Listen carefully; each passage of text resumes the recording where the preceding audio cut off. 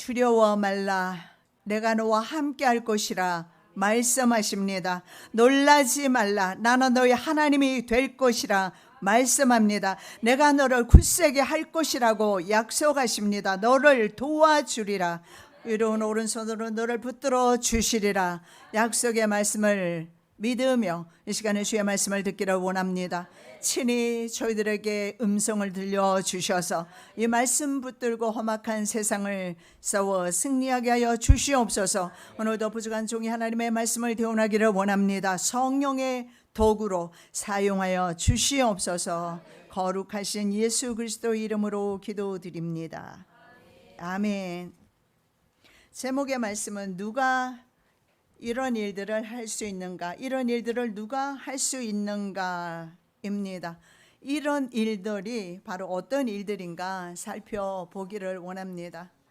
이스라엘 백성이 바벨론 포로 유수, 바벨론 포로 될 것을 예언했던 선지자는 제1 이사야라고 합니다. 1장에서 39장입니다. 그래서 이스라엘의 비극을 예언했던 선지자, 동일한 선지자입니다. 어떤 사람은 제2 이사야는 다른 사람이다 말하는 사람도 있지만 대체적으로 같은 이사야로 보고 있습니다. 그런데 이제 40장 이하의 말씀에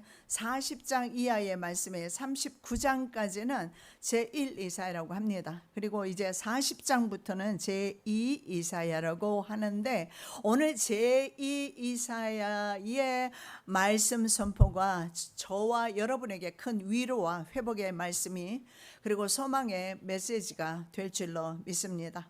왜냐하면 이스라엘 회복에 대해서 말씀하고 있기 때문에 그렇습니다.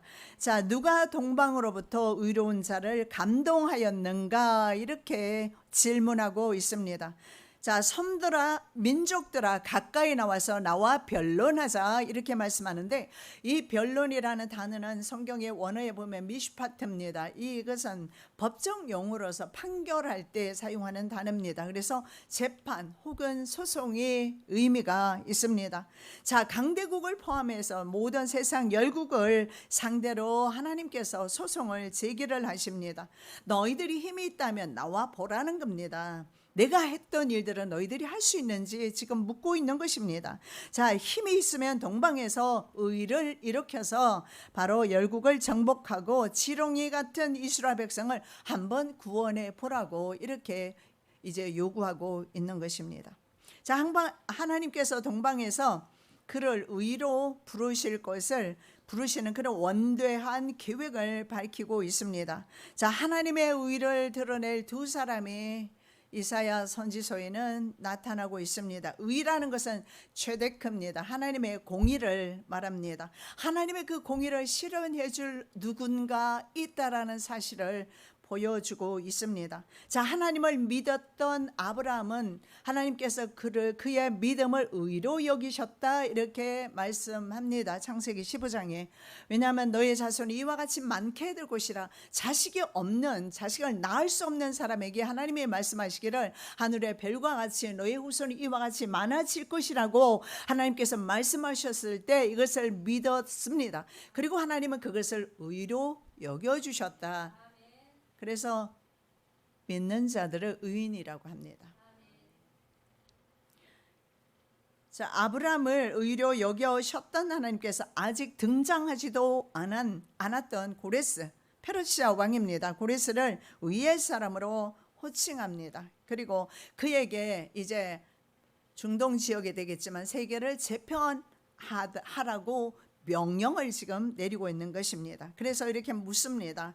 이런 일들을 누가 할 수 있는가? 이런 일들을 누가 할 수 있는가?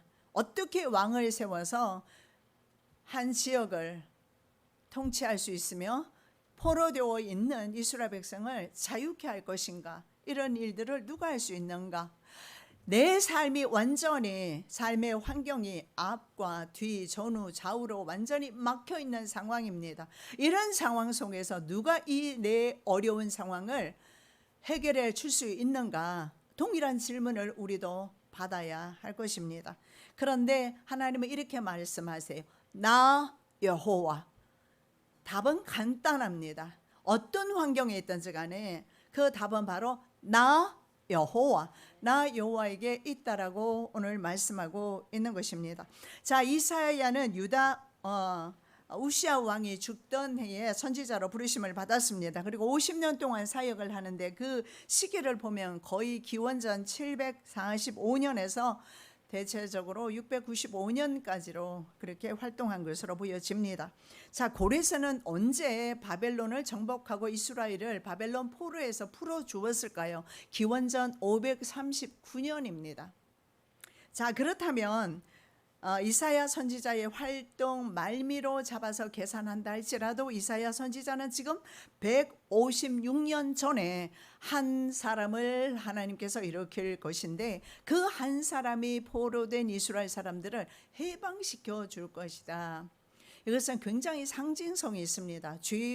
죄악으로서 질병으로부터 문제로부터 묶여있는 하나님의 자녀들을 해방시켜 주시겠다는 약속과도 같습니다. 우리는 누구를 통해서? 고레스를 통해서 아닙니다. 또 다른 의가 있어요. 그 의는 바로 예수 그리스도입니다. 자, 역사와 인생 화복의 주인이 바로 하나님이십니다. 하나님, 모든 인생의 주권이 여호와께 있다는 사실을 말씀하고 있습니다. 그를 왜 의인으로 그를 부르고 있을까요? 유대 백성을 포함해서 잡혀온 민족들에게 고레스는 오늘로 말하자면 그 글로벌 인재였습니다. 페르시아만 있었던 것이 아니라 원래는 페르시아가 아주 작았잖아요. 메대와 바사로 나와 있는데 성경에는 바사입니다. 지금의 이란이죠. 그런데 작은 나라의 왕자였지만 그는 어디? 당시에 바로 그릭 문화, 로마로 그 그리스 문화가 쪽으로 헬레니즘 문화를 접했던 그런 사람으로서 유학파였습니다. 그래서 어쩌면 고레스는 이런 글로벌적인 그런 사상을 그래서 가지지 않았을까. 그래서 바벨론 왕은 끌어가서 바벨론으로 포로를 끌어가서 종 삼았지만 이 사람은 오히려 그들을 각국으로 돌려보내는 일을 하는데 이스라엘뿐만 아니라 모든 나라 식민지였던 나라들의 국민들을 백성들을 돌려보냈던 일을 하게 됩니다. 그 중에 이스라엘 백성도 역시 포함이 됐어요. 그래서 당시의 사람들을 이 고레스를 어떻게 불렀느냐 하면 구원자라고 불렀어요. 자, 오늘 이스라엘 백성들에게 한 구원자가 나타났는데 그가 바로 고레스입니다.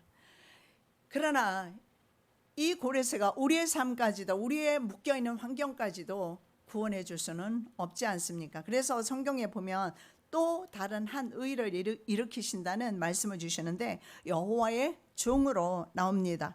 이사야 42장 6절입니다. 나 여호와가 의로 너를 불러선즉 내가 네 손을 잡아 너를 보호하며 너를 세워 백성의 언약과 이방의 빛이 되게 하리니. 자, 여기 나 여호와가 너를 불렀습니다. 바로 여호와의 종입니다. 세상에는 사실은 의가 없습니다. 고레스를 의인으로 하나님의 일을 하기 때문에 의인으로 호칭하지만 사실은 의가 없습니다. 왜냐하면 예수님이 떠나시고 나서 주시는 말씀이에요. 요한복음 16장 10절입니다. 위에 대하여라 하면 내가 아버지께로 가니 너희가 다시 나를 보지 못하며. 예수님의 직접 하신 말씀이에요. 예수님이 바로 의입니다. 그런데 예수님이 바로 하늘나라로 가니까 세상에 의가 없다는 거예요. 그래서 우리가 구원받기 위해서는 예수 그리스도를 통하지 않고서는 구원받을 수 없다라는 사실입니다. 자, 고레스는 바벨론 포로된 이스라엘 백성의 귀환을 이끌었던 사람이었어요. 그래서 하나님의 목자로 그는 표현되고 있습니다. 하나님의 종은요, 이스라엘과 저와 여러분을 포함한 모든 이방인을 죄와 사망으로부터 구원을 이루어 주시는 바로 하나님의 의를 드러내는 하나님의 종입니다. 자, 그의 출현과 세상 정복은 하나님 계획의 일부였습니다. 이사야 선지자는 약 150년 전에 페르시아 제국이 출현할 것을 예언했습니다. 그런데 다니엘은요, 바벨론이라는 나라가 멸망할 것을 바로 해석해 주는 것을 보게 됩니다. 다니엘서 5장 말씀에 보면 메네 데겔 우바르신 하는 글자가 벽에 새겨지게 되고 벨사살 왕은 그것을 해석하기 위해서 다니엘을 불러옵니다. 해석을 해보니 내가 저울에 달아봤더니 저울의 부족함이 배어서 바사 사람에게 이 바벨론 나라가 준바되었다라는 해석이 나오게 됩니다. 자, 이런 계획은 하나님만이 세우실 수 있다. 내 미래에 대한 계획도 마찬가지입니다. 내가 아닙니다. 내가 주인이 되고 내가 나의 주권을 행사하려 할 때 우리는 자주 실패하게 됩니다. 그런데 하나님께서 직접 하신다면 문제가 없을 줄 압니다. 그래서 이런 계획을 누가 세울 것인가? 우리의 인생 미래에 대한 계획을 누가 세워 주실 것인가? 하나님께서 해 주실 거라는 겁니다. 이런 일은 태초에도 마지막에도 하나님만이 하신다. 그래서 누가 태초부터 만대를 명정하셨는가? 콜링이라는 단어를 쓰고 있어요. 그리고 generation입니다. 세대마다 누가 이런 일을 콜링 정했느냐, 불러내오느냐. 그래서 바로 나 여호와라. 처음 세대부터 이것을 불러내었던 사람은 바로 나 여호와다. 즉 모든 세상 만물에 일어나고 있는 일들이 바로 일으키시는 분이 주 여호와 하나님이시다. 그래서 우리는 하나님을 얼마나 인정하느냐에 따라서 우리는 그만큼 평강의 삶을 살게 될 것입니다. 나 여호와라. 태초에도 나요, 나중 있을 자에게도 내가 곧 그니라. 이렇게 직접 말씀하시고 계십니다.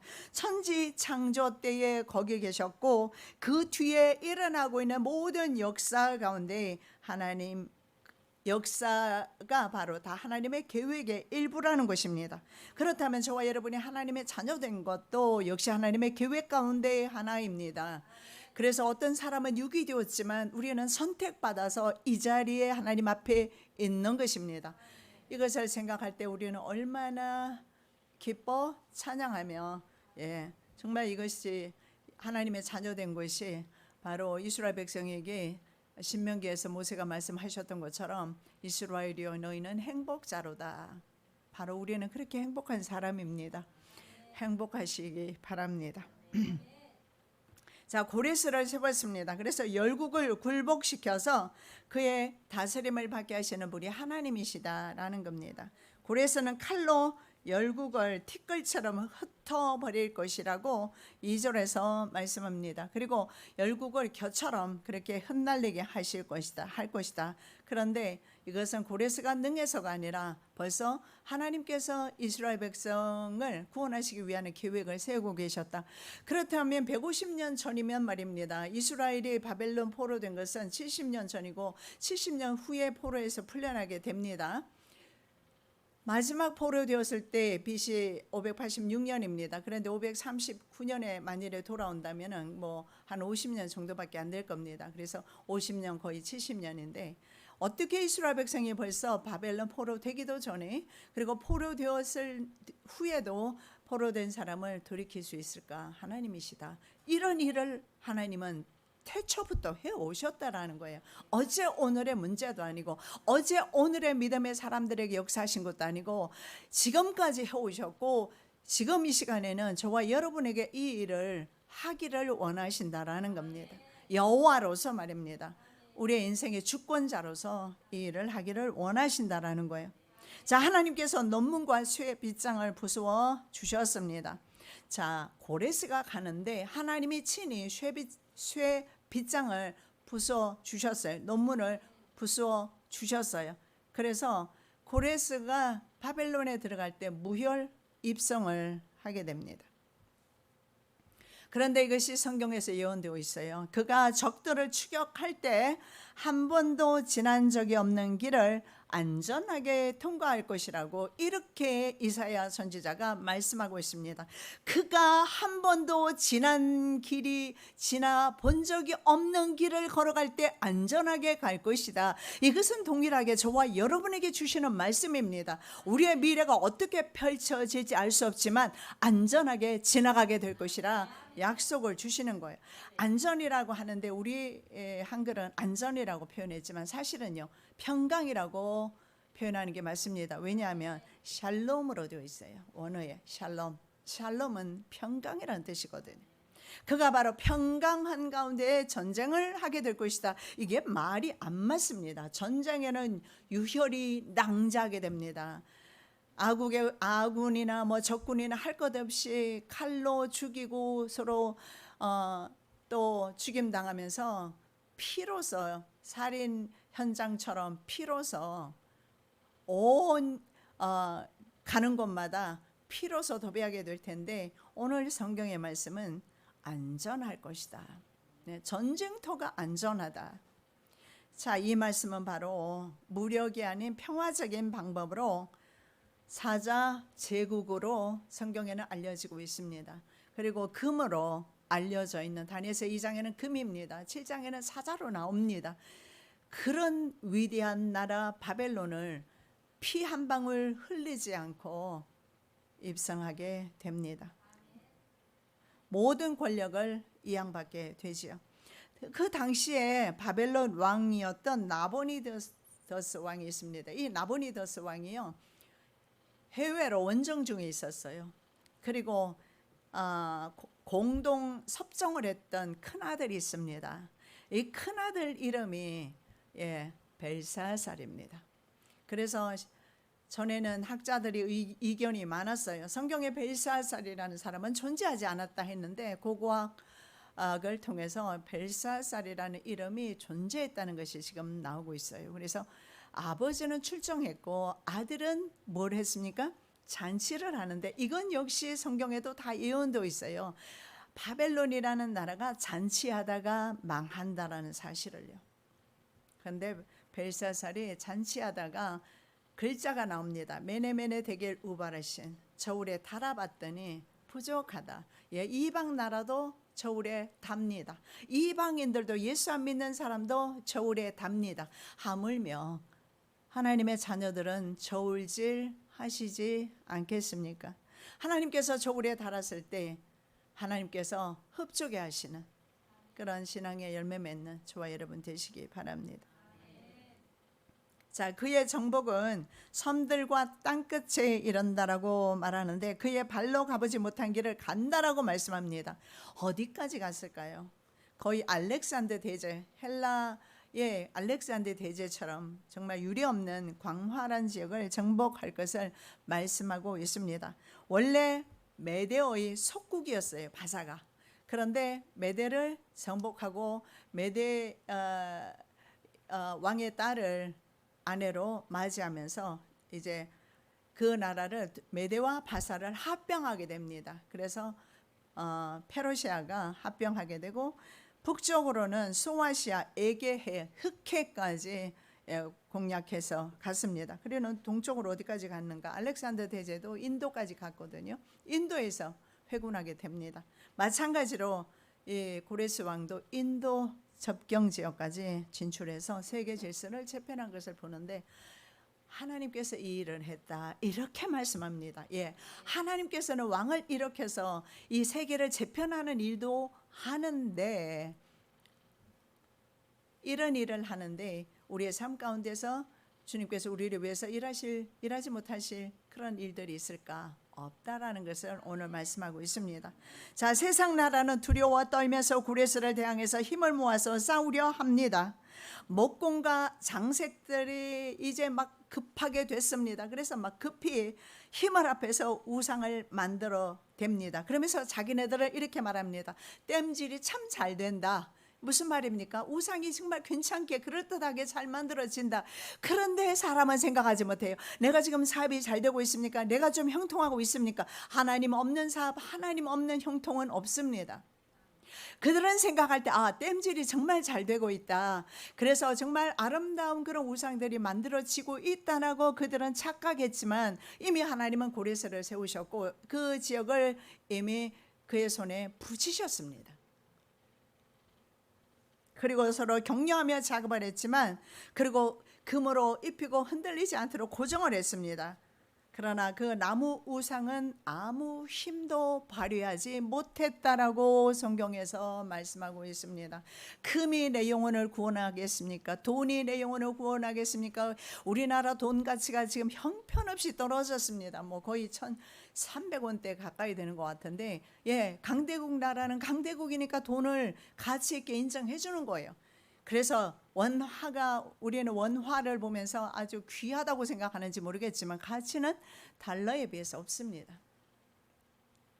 그래서 달러가 귀중합니까? 그래서 달러를 모으셔야 되겠습니까? 아니면 금이 귀중해서 금을 모으셔야 하겠습니까? 금이 환난 날에 여러분의 영혼을 구원하지 못할 겁니다. 한국 돈이, 미국 달러가 여러분의 영혼을 구원하지 못할 거예요. 그들은 그랬습니다. 그래서 그들은 우상을 급히 만들어서 날조된 우상을 만들어 놓고 절을 해봤지만 그 생각을 안 해보는 거예요. 이것은 물질인데 이 물질이 어떻게 나를 구원할 수 있을까? 이미 하나님께서는 다른 의를 세우셨는데, 고레스라는 한 의를 세우셨고 우리의 영혼의 구원을 위해서 바로 여호와의 종 예수 그리스도를 세우셨는데 그분을 통하지 않고서는 구원이 없는데, 이스라엘 백성의 바벨론 포로는 고레스를 통하지 않고는 없는데, 내가 우상을 세운다 하더라도 그 우상이 나에게 도움을 줄 것인가? 그렇습니다. 정말 돈을 많이 벌어서 여러분의 통장에 엄청나게 돈을 모아놨다 합시다. 그것이 환난 날에 내 영혼을 도와줄 것인가? 내가 지옥에 가는 사람이 있다면 그 지옥에 갈 때에 그것이 도와줘서 지옥에서 구원해 줄 것인가? 그러지 않다라는 거예요. 우리가 섬기는 하나님은 산자의 하나님이다. 예수님이 마리아에게 묻습니다. 왜 천사들이었습니까? 산자의 하나님, 살아나신 사람을 왜 무덤에 와서 찾느냐? 천사들이 그렇게 말합니다. 산자의 하나님을 우리는 섬겨요.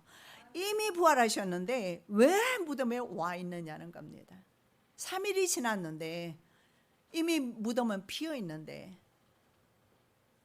우리도 여전히 나 스스로를 무덤 속에 내 신앙을 가둬놓고 있지는 않은지 한번 묵상하시는 시간 되시기 바랍니다. 자, 두 번째로 내가 너를 도우리라.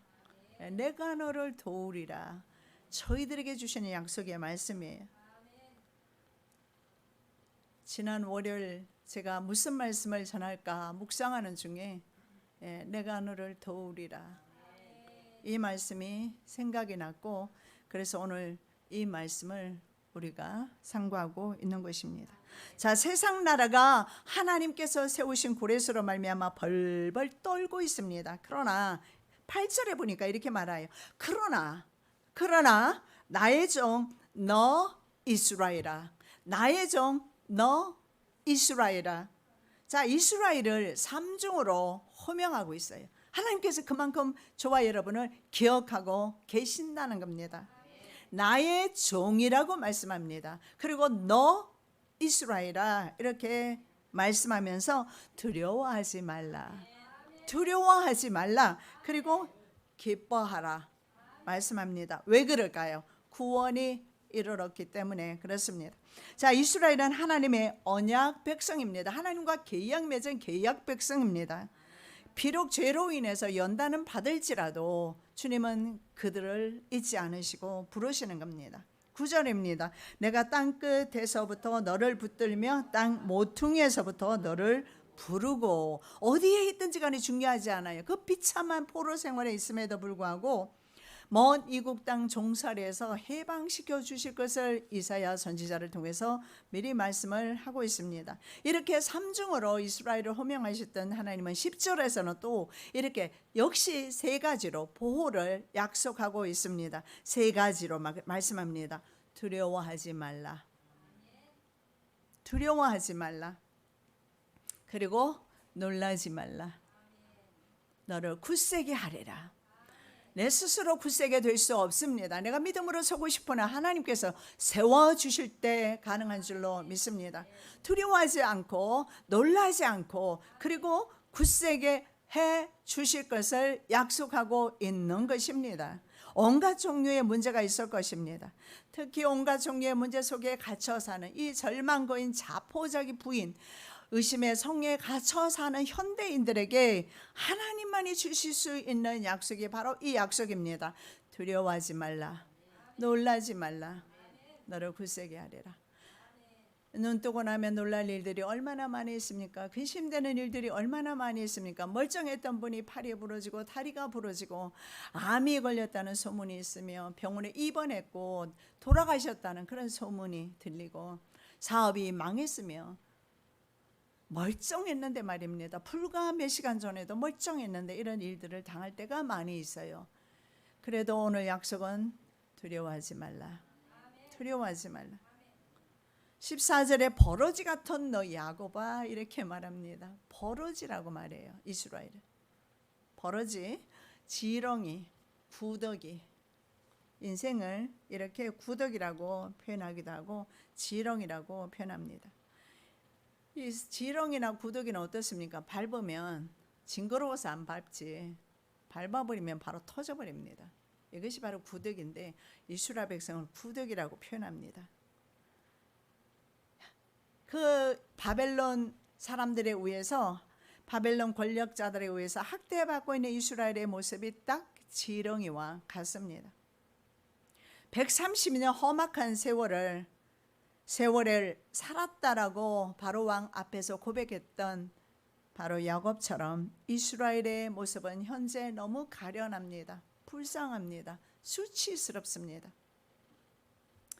흙을 파고 있는 그들의 모습 자체도 역시 지렁이와 같습니다. 자, 그들은 매질을 당하면서 무엇을 했을까요? 유프라테스 강둑을 쌓는 일을 했습니다. 그리고 운하를 만드는 작업에 이들이 거기에서 노동력을 제공하고 있었어요. 그래서 시편 137편 1, 2절 말씀에 보면 시편 기자는 이렇게 말합니다. 바벨론 여러 강변에서 시온을 기억하며 내가 울었다.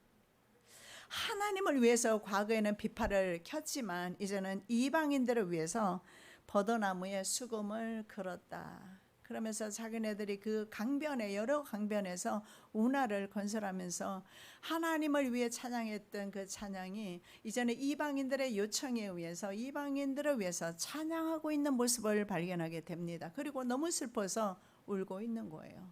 하나님을 찬양해야 되는 우리가, 하나님께 영광 돌려야 되는 우리가 세상을 쫓아갔을 때 우리는 세상을 위해서 헌신할 수밖에 없고 세상의 종로로 탈 수밖에 없다는 사실을 보여주고 있습니다.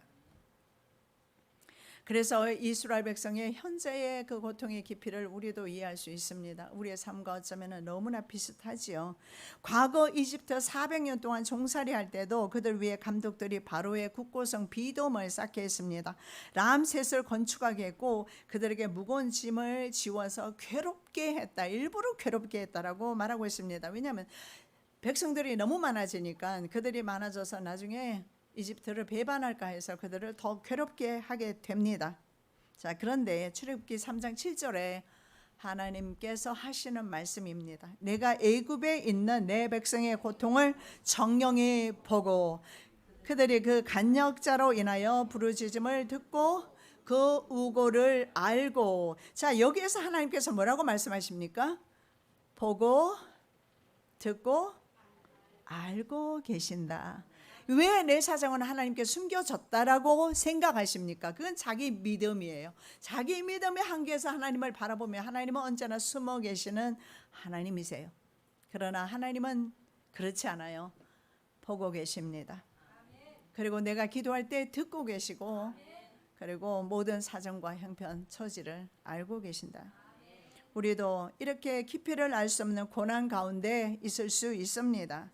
17절입니다. 가련하고 빈 피반자가 물을 구하되 물이 없어서 갈증으로 그들의 혀가 마를 때에 나 여호와가 그들에게 응답하겠고 나 이스라엘의 하나님이 그들을 버리지 아니할 것이라. 네, 버리지 아니할 것이라.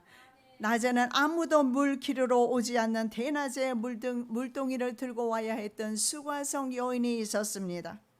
그런데 이 수가성 여인을 주님이 친히 찾아가셨어요. 그리고 말씀하십니다. 내가 주는 물을 먹는 자는 영원히 목마르지 아니하리니 나의 주는 물은 그 속에서 영생하도록 솟아나는 샘물이 되리라. 그래서 목마름 없기를 원하는 그녀의 고백이 바로 오늘 나의 고백인 줄로 믿습니다. 그리고 여자는 이렇게 말합니다. 주여 이런 물을 내게 주사. 주여 이런 물을 내게 주사. 목마르지도 않고 또 여기 물길로 오지도 않게 하옵소서. 대낮에 와야 하는 그 심경이 어떠했겠습니까? 남의 남편과 살고 있었던 그 삶의 어려움과 그 고난을 가히 우리가 짐작할 수가 있습니다. 이런 소망 없는 상황에 주의 말씀이 임한 것입니다. 이것을 언약 문구라고 합니다. 여러분 이 말씀은 꼭 외우시기 바랍니다. 10절입니다. 이것을 언약 문구라고 합니다. Covenant Formula라고 하는데 이 언약 문구 이것은 우리에게 주시는 약속의 말씀이라는 것입니다. 두려워 말라 내가 너와 함께 함이니라. 놀라지 말라 나는 네 하나님이 됨이니라. 내가 너를 굳세게 하리라. 참으로 너를 도와주리라. 참으로 나의 의로운 오른손으로 너를 붙들리라. 여기에 두 가지를 약속하고 있어요. 하나님께서 뭐라고요? 누구와? 나와 함께 한다라는 겁니다. 그리고 하나님은 나의 하나님이 되실 것을 말씀하고 있는 것입니다.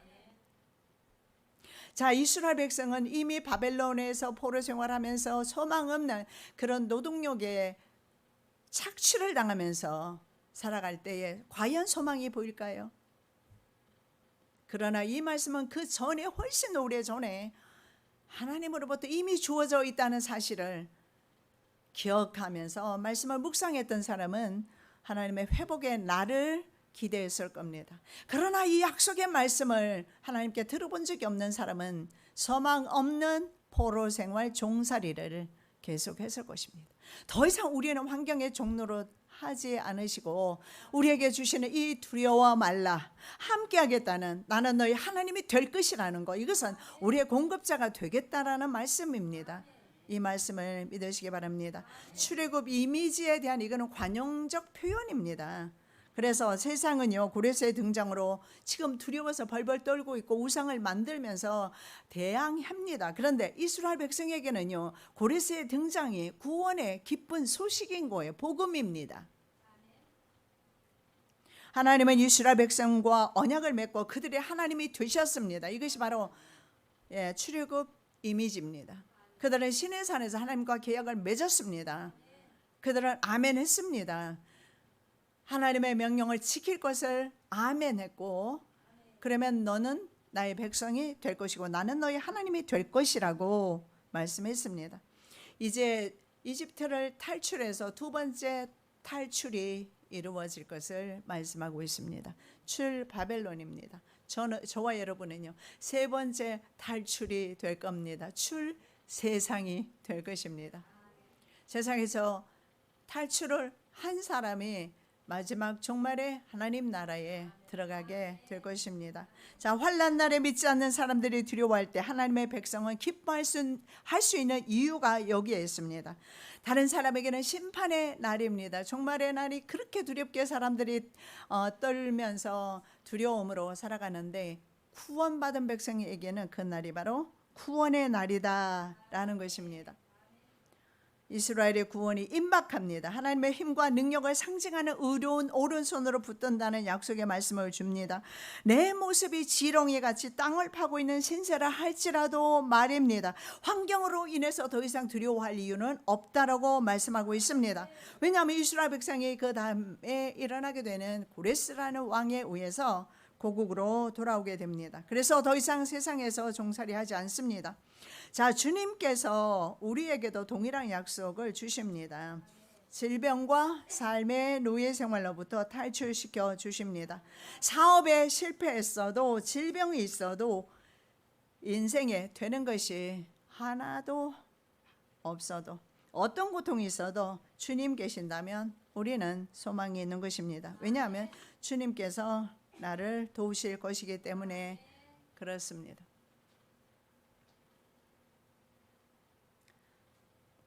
헐버트 벤슨이라는 의학 박사입니다. 그분이 한 말입니다. 제가 읽어 드리겠습니다. 두통을 없애준다. 여러분에게 어떤 것이 있는지 한번 보시기 바랍니다. 두통을 없애준다. 협심증을 제거한다. 적극적인 믿음은 80%의 협심증 환자를 고칠 수 있다. 창조력을 증진시킨다. 불면증이 사라진다. 아직도 불면증이 있는 분 하나님 앞에 기도하시기 바랍니다. 중풍을 예방한다. 혈압을 감소시켜 고혈압 치료에 도움을 준다. 이런 약이 어디 있을까요? 있으면 찾아가 봐야 될 것 같아요. 그곳이 어디든 미국이라도. 암 치료에 유익하다. 이런 거 있으면 제가 내년이라도 가서 아니 내일이라도 가서 가져올 텐데요. 공포로 인한 충격을 조절해 준다. 콜레스테롤의 함량을 낮춘다. 근심으로 인해서 발생하는 증세인 설사, 구토, 변비, 불안, 우울증, 다른 사람과 잘 어울리지 못하는 증세 등을 제거해 준다. 스트레스를 해소하고 마음의 평안과 감정의 균형을 가져다 준다. 나는 결코 종교나 철학적인 것에 관심을 지닌 사람은 아니다. 그러나 과학적으로 고찰한 바에 의하면 통계를 내본 거예요. 이분이 믿음이라는 현상이 바로 위에서 열구한 것과 같은 의학적인 효능이 있음을 밝혀내었다. 예. 이분은 믿지 않지만 이렇게 말하고 있습니다. 김석균의 내가 너를 도우리라 찬양 가사입니다. 세상 일에 실패했어도 너는 절망하지 말라. 내가 너를 도우리라. 다시 일어서게 하리라. 질병으로 고통당해도 너는 두려워 말라. 내가 너를 고쳐주리라. 다시 일어서게 하리라. 나를 버린 이들도 내가 사랑하거늘 하물며 너희를 그냥 둘까 보냐. 나는 너와 함께하는 너의 하나님 됨이니 의로운 오른손으로 붙들리라. 환난 핍박 끊임없어도 너는 낙심하지 말라. 내가 너를 도우리라. 다시 일어서게 하리라. 참지 못할 고통이 있어도 기도하며 담대하라. 내가 너를 도우리라. 다시 일어서게 하리라. 항상 눈물 흘리며 믿음으로 간구하며 너희의 기도를 내가 외면하랴. 나는 너와 함께하는 너의 하나님 됨이니 의로운 오른손으로 붙들리라. 내가 너를 굳세게 하리라. 너를 크게 사용하리라. 너로 하여금 나를 증거하도록 내가 너를 도우리라. 하나님의 살아계심을 고레스처럼 증거할 수 있는 그 사역을 위해서 내가 너를 도우리라. 어떤 상황에 있든지 간에 내가 너를 도우리라 말씀하시면서 오늘 본문의 내용은요, 황무지 같은 내 인생의 밭이 옥토가 될 것이라고 약속의 말씀을 주고 있습니다. 18절입니다. 내가 자산에 강을 내며 골짜기 가운데 샘이 나게 하며 광야로 못이 되게 하며 마른 땅으로 샘 근원이 되게 할 것이며, 광야에서 절대로 자랄 수 없는 나무들인데 백향목, 시띠나무, 화석류, 감람나무가 심겨지게 될 것이라고 말씀합니다. 어제까지만 해도 전혀 불가능했던 내 환경 가운데 이런 놀라운 기적이 일어나게 될 것을 약속하고 있는 것입니다. 뭐 우리 집 앞에 나무 심어주겠다는 말 아니지 않습니까? 그리고 사막에는 잣나무, 소나무, 황량목이 자랄 것이다. 19절에서 이런 말씀을 하고 있습니다. 새 창조 질서로 회복이 이루어질 것을 약속하고 있고, 사람들은 하나님의 창조 솜씨를 놀라게 여기며 칭송합니다. 이것이 바로 복음의 증인의 사명을 감당하는 거예요. 하나님께서는 환경의 회복을 위해서, 이스라엘의 구원을 위해서 자연인입니다. 이 사람이 예수 믿었다는 증거는 없습니다. 이방인이었던 바로 고레스를 사용하셨습니다. 하나님이 이스라엘을 이끌고 광야를 통과할 때 인간과 짐승 등의 모든 육체가 이것을 보면서 하나님을 존경합니다. 그래서 이렇게 이스라엘을 회복시키는 이유는 이스라엘이 바로 증인의 사명을 감당해야 하기 때문에, 이스라엘이 비록 그 증인의 사명을 감당하는 데 실패했지만 그러나 하나님은 언제나 실패하지 않습니다. 이스라엘을 통해서 하나님은 아들 예수 그리스도를 보내주셨어요. 그래서 그 구원은 실패하지 않았습니다. 지금 세상 역사는 바로 주의 백성을 중심으로 이루어지고 있습니다. 과거부터 지금까지 창세 이래로 지금까지 바로 이 세상 역사는 주의 백성을 중심으로 이루어지지 세상 권력을 중심으로 강대 국가를 중심으로 이루어지지 않습니다. 우리는 그 축에도 끼지도 못하고 그들과 함께 할 수도 없지만 우리는 분명히 알아야 합니다. 우리는 바로 하나님의 종으로서 우리를 중심으로 해서 성도를 중심으로 해서 하나님의 역사가 지금도 진행되고 있다라는 것입니다. 종이 주무의 손을 바라보듯이 우리가 주님을 바라보고 길을 걸으면 모든 주변의 환경은 우리를 순종하게 할 것입니다. 20절입니다. 무리가 그것을 보고 여호와의 손이 지은 바요 이스라엘의 거룩한 자가 창조한 바인 줄 알며 헤아리며 깨달으리라. 아멘. 예, 그렇습니다. 우리는 하나님의 피조물로서 하나님께서 끝까지 우리를 돌보시기를 원하십니다. 그리고 언제나 우리와 함께 하시기를 원하십니다. 살아서 역사하시는 아버지 하나님 감사합니다. 주님께서는 저희들에게 약속의 많은 말씀을 주십니다. 도와주실 것을 말씀하고 있습니다. 함께 하실 것을 약속합니다. 나는 너의 하나님이 될 것이라 약속합니다. 영원토록 우리의 하나님이 되셔서 우리의 인생을 마지막 순간까지 이끌어 주시옵소서. 거룩하신 예수 그리스도 이름으로 기도드립니다. 아멘.